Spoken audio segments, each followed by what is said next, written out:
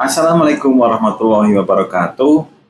Kita kembali lagi di channel Pejuang Mantri. Bagaimana kabar teman-teman hari ini? Alhamdulillah pasti baik ya.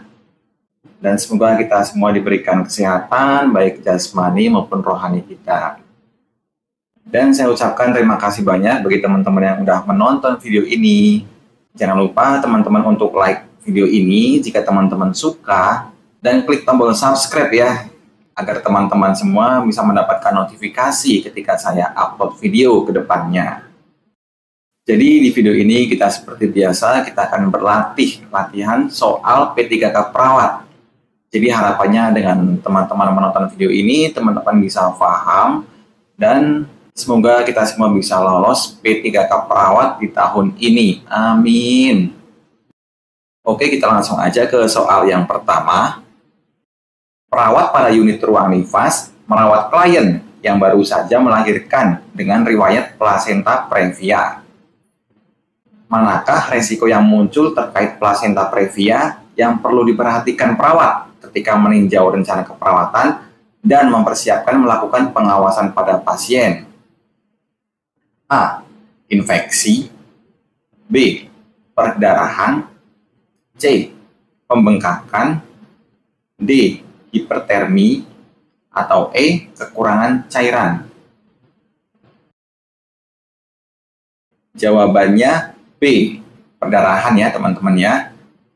Jadi pada kasus plasenta previa ini, plasenta terletak pada segmen bawah uterus ya. Jadi ini bisa menutupi sebagian jalan lahir ataupun menutupi semua atau seluruhnya jalan lahir. Dan segmen bawah uterus ini tidak mempunyai struktur otot yang sama seperti kepunyaan uterus. Jadi bagian yang bawah ini ya, ini lebih rentan untuk terjadi perdarahan. Jadi jawaban yang tepat adalah B, yaitu perdarahan. Oke, soal yang kedua. Seorang anak mengalami kekurangan cairan. Data apakah yang ditemukan perawat pada saat pengkajian dan memutuskan bahwa kondisi anak mengalami peningkatan serta kekurangan cairan teratasi? A. Anak tidak mengeluarkan air mata.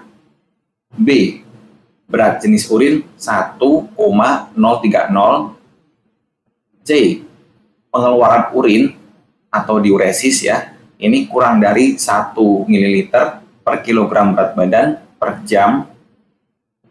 D. CRP kurang dari 2 detik. Atau E. Anak tampak lemah. Jawabannya D ya, capillary refill time atau CRP kurang dari 2 detik.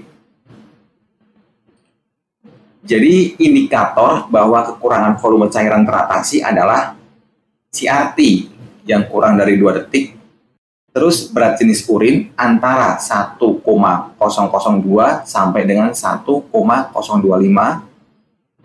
terus ada pengeluaran urin sekurang-kurangnya 1 ml per kilogram berat badan, dan anak dapat mengeluarkan air mata. Oke, jawabannya D ya, CRP kurang dari 2 detik. Soal yang ketiga, perawat menjelaskan perubahan sistem kardiovaskuler yang terjadi selama kehamilan pada pasien atau klien, dan memahami penemuan anggapan normal untuk klien pada trimester kedua, yaitu A.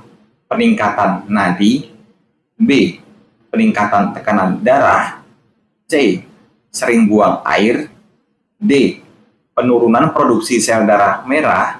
Atau E. Peningkatan motilitas gastrointestinal. Jawabannya A ya teman-teman, yaitu peningkatan nadi. Jadi pada masa antara 14 sampai 20 minggu kehamilan, ini nadi itu meningkat. Biasanya antara 10 sampai 15 detak per menit ya. Dan akan berlanjut sampai dengan akhir kehamilan. Jadi jawaban yang tepat adalah A. Peningkatan nadi. Soal yang keempat, seorang laki-laki berusia 50 tahun dirawat di ruang penyakit dalam, mengeluh nyeri dada kiri seperti ditekan benda berat. Nyeri berkurang dengan istirahat dan bertambah dengan aktivitas. Skala nyeri 6, perawat akan melakukan tindakan perekaman EKG pada pasien, dan perawat telah memasang sandapan di V6. Pertanyaannya, di manakah lokasi pemasangan elektroda sandapan V6? A. Sela iga kedua garis sternal kanan. B. Sela iga kedua garis sternal kiri. C. Sela iga keempat garis sternal kanan. D.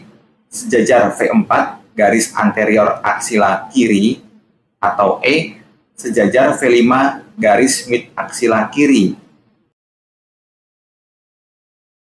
Jawabannya E ya, yaitu sejajar V5 garis mid aksila kiri.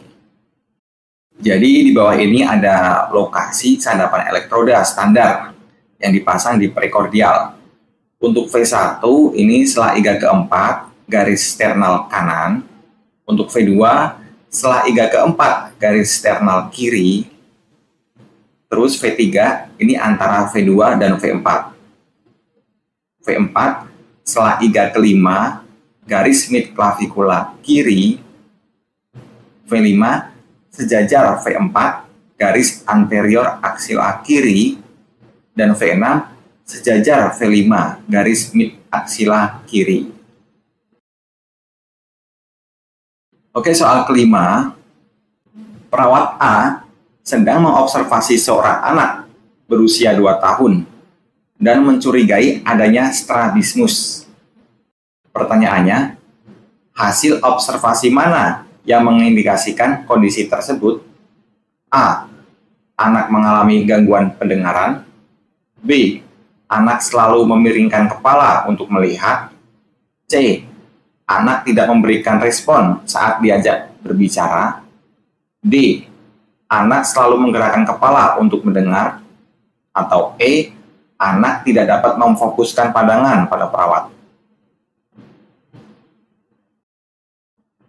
Jawabannya B, yaitu anak selalu memiringkan kepala untuk melihat. Jadi strabismus ini merupakan kondisi di mana mata tidak simetris. Ini karena kurangnya koordinasi dari otot ekstraokuler. Perawat dapat mencurigai adanya strabismus pada anak ketika anak mengeluh sakit kepala yang berulang, terus pergerakan mata yang asimetris, dan memiringkan kepala ketika melihat.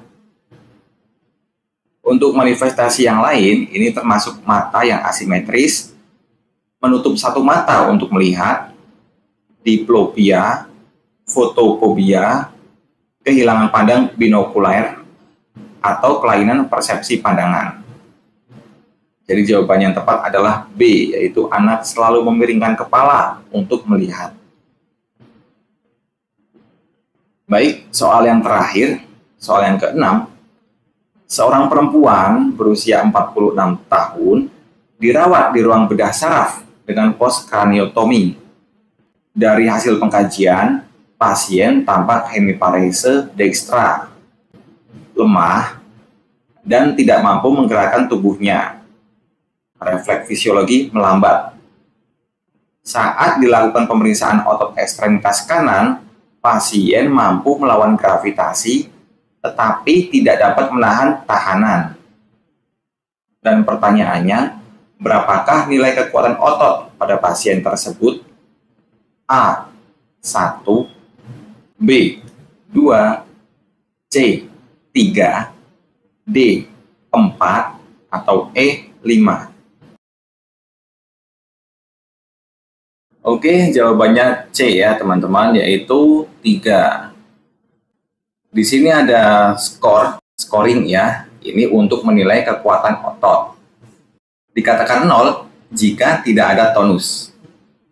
Nilai 1, terdapat tonus tapi tidak ada gerakan. Nilai 2, terdapat pergerakan sendi tetapi tidak bisa melawan gravitasi. Nilai 3, dapat melawan gravitasi, tetapi tidak dapat menahan tahanan. Nilai 4, pergerakan dapat menahan tahanan ringan sampai sedang. Sedangkan nilai 5 ini kekuatan otot normal. Dan di sini adalah jawaban yang paling tepat C ya, yaitu nilai 3. Oke, mungkin cukup sekian ya latihan soal P3K perawat di video kali ini. Nanti di video kedepannya kita akan membahas lagi nih latihan soal P3K perawat yang lainnya. Dan jangan lupa teman-teman untuk subscribe video ini ya, agar teman-teman bisa mendapatkan notifikasi jika saya upload video ke depannya. Oke, terima kasih yang udah menonton dan sampai jumpa.